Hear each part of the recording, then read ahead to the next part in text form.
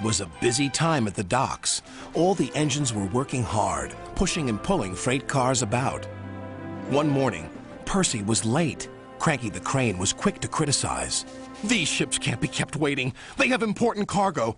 If they miss the tides, they will be delayed in the docks. You should look up to the ships and show more respect. You are, after all, only little." "We've got too much work," huffed Percy. "Then perhaps a lorry should do your job." Percy was shocked.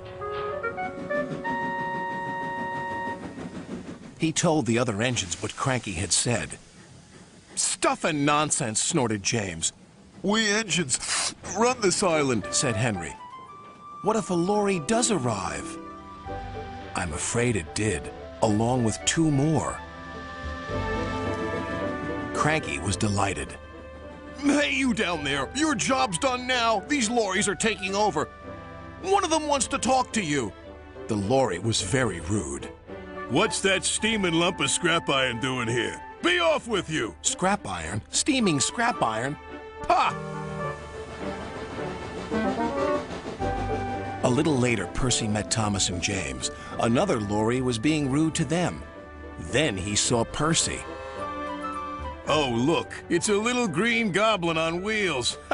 You'll be scrapped. Just you wait and see."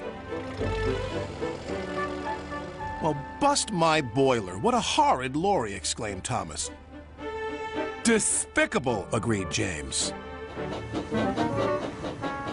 The next engine to meet a lorry was Toby. Well, well, well. No wonder this railway's a mess. You belong in a museum, not working in a quarry. "I might look old, but I'm very useful." "Useful? Pah!" replied the lorry. "Just you tootle off."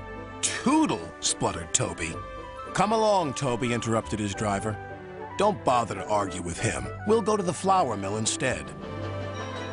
But when they arrived at the flour mill, Toby was shocked to see yet another lorry. "What are you doing here?" "We 3 are doing your work now. You're too slow." The foreman spoke to Toby's driver. "I'm sorry. Times are a-changin', I'm afraid."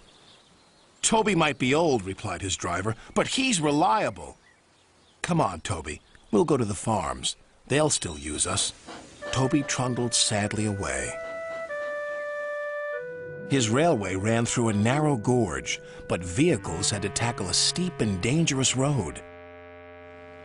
When Toby arrived, he saw the lorry from the quarry again. It was loaded with rock.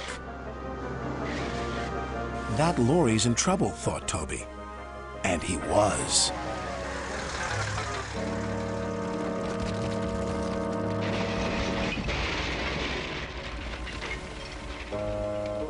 The driver was thrown clear. "Rotten roads," he muttered. The wrecked lorry was taken to the docks. Percy looked at the lorry.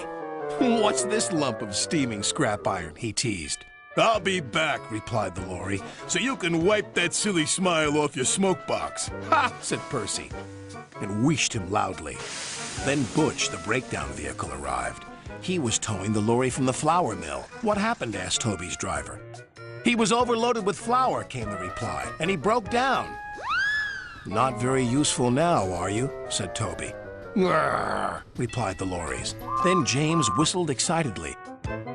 "They're bringing in the 3rd lorry on a barge." "What happened to that one?" James asked. "Stupid lorry was reversing and fell straight into the sea," said the tow truck man. Later, Thomas arrived. He looked at the 3 lorries and laughed. "Well, well, well, the Brothers Grimm, smashed, broken, and sunk." The lorries didn't return, and the engines now work even harder to make sure they never will.